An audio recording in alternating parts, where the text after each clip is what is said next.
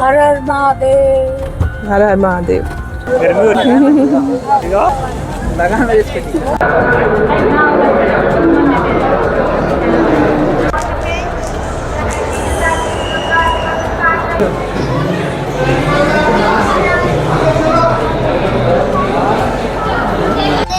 तो जी महाकाल के दर्शन के बाद हम लोग गए संदीपनी आश्रम।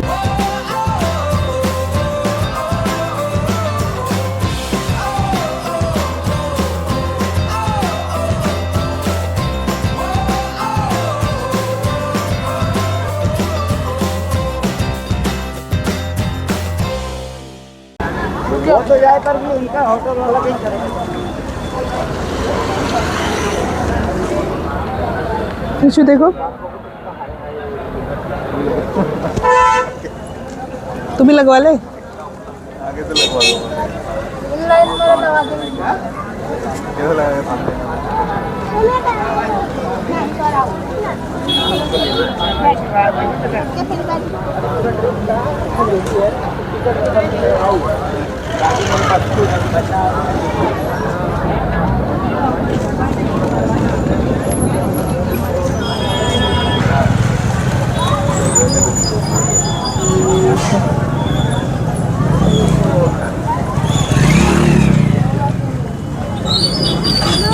नहीं चलो आपने कैसा लग रहा है? अच्छा गर्मी हो रही है ठीक है लगा मेरे इसके खाली ओम लगा। तूने ऐसा क्यों लगवाया? मैं ऐसा लगवाता ना बड़ा वाला है होने से। यहाँ पे हम पहुँच चुके थे महाकाल के मेन मंदिर में। क्योंकि हमारा वीआईपी पास था तो हमें पार्किंग से उतरते ही मिल चुके थे गाइड भैया, जो हमें रास्ता दिखा रहे थे सीधे सीधे महाकाल मंदिर का। मंदिर में जाने से पहले हम सब ने महाकाल का टीका भी लगवा लिया था, जिसको लगाते ही अंदर बहुत अच्छी सी एनर्जी आ गई थी और मन इतना खुश हो गया था ये सोच के कि अब हम साक्षात महाकाल के दर्शन करने वाले हैं। तो चलिए मंदिर की तरफ चलते हैं।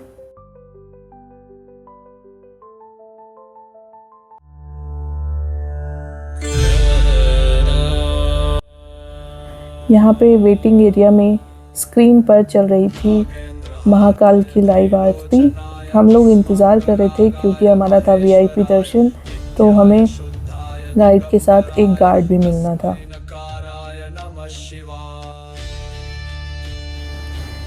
यहाँ पर महाकाल का मेन मंदिर है, उसके अलावा भी यहाँ पे छोटे छोटे बहुत सारे मंदिर हैं और बहुत बड़े एरिया में मंदिर है। तो जब भी यहाँ पे दर्शन के लिए आएँ बहुत सारा टाइम निकाल के आएँ और कोशिश करें कि आप सारे मंदिर के दर्शन कर पाएँ। हम सारे मंदिर के दर्शन नहीं कर पाए क्योंकि हमारे साथ थी मम्मी, जिनको चलने में दिक्कत हो रही थी, और मीशा, जो धूप की और गर्मी की वजह से परेशान हो रही थी। तो उसको मैंने थोड़ा सा यहाँ पे समझाया था, अगर आप नंगे पाँव चलोगे तो भगवान आपसे बहुत खुश हो जाएंगे।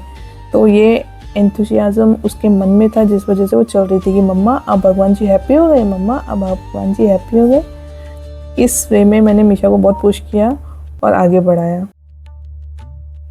हमारा वीआईपी पास होने के बावजूद भी हमें भी थोड़े बहुत लाइन में स्ट्रगल करना पड़ा, क्योंकि वीकेंड में यहाँ पे बहुत ज़्यादा रश होता है और जिस दिन हम लोग विज़िट करने गए उस दिन जन्माष्टमी भी थी। तो मैं आपको बहुत ही क्विक दर्शन करवा पाऊँगी महाकाल के। महाकाल के मेन मंदिर में वीडियो रिकॉर्डिंग अलाउ नहीं है, जिस वजह से मैं मेन मंदिर का कुछ भी वीडियो नहीं बना पाई।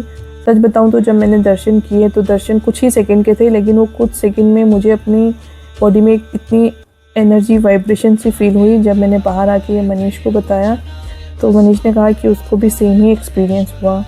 शायद यही एक एनर्जी होती है जो भगवान से हमें मिलती है और उनकी प्रेजेंस का हमें एहसास होता है।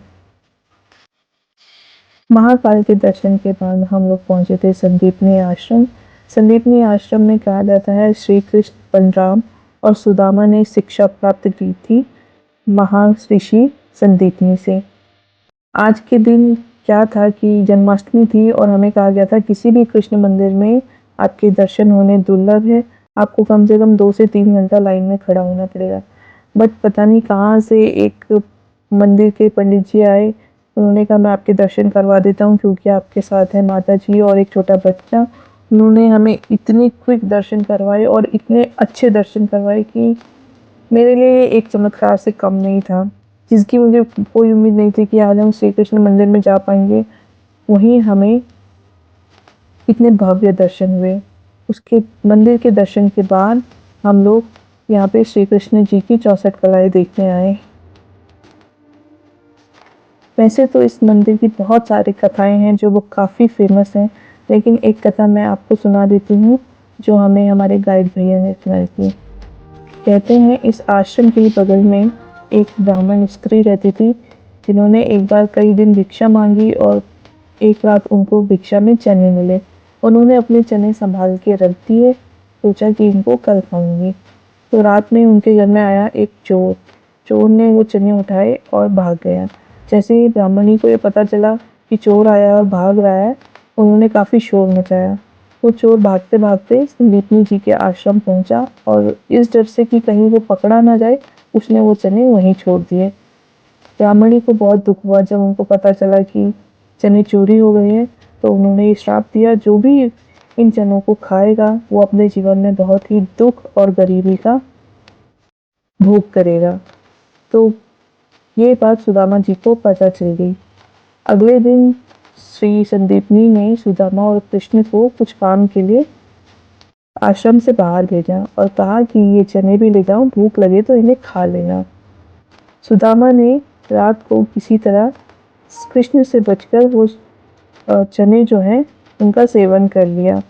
उनको ये एहसास था कि अगर मैं सेवन करूँगा तो वो जो श्राप है उसका भोग मुझे करना पड़ेगा और कृष्ण को ये भोग ना करना पड़े, इसलिए उन्होंने वो चुपके चुपके खा लिए।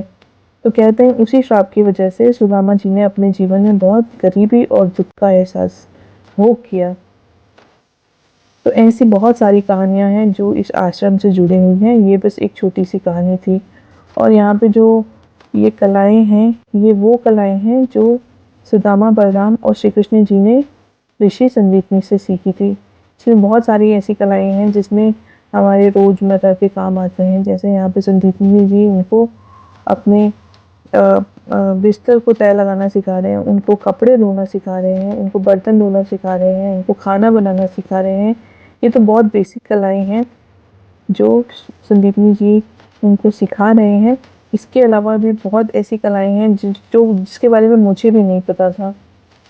तो जब भी आए उज्जैन में इस मंदिर के तो दर्शन अवश्य करें।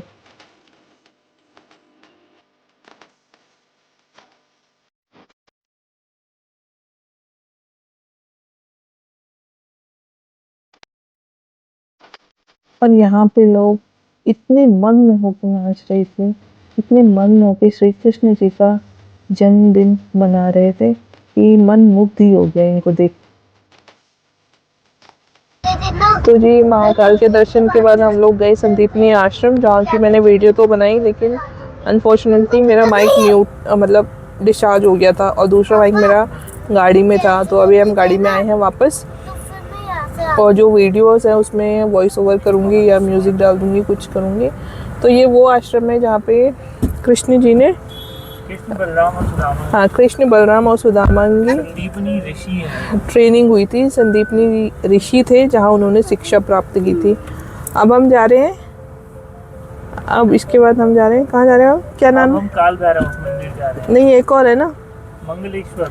मंगलेश्वर। ये है भी श्री कृष्ण जी का आश्रम मतलब मंदिर है, श्री कृष्ण का मेन मंदिर है। और उसके बाद हम लोग वहाँ जाएंगे भैरव मंदिर, उसके बाद हम लोग घर जाएंगे।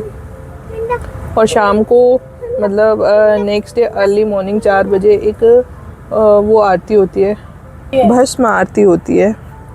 तो हम ट्राई कर रहे हैं कि उसका पास हमें मिल जाए और हम अटेंड कर पाएँ।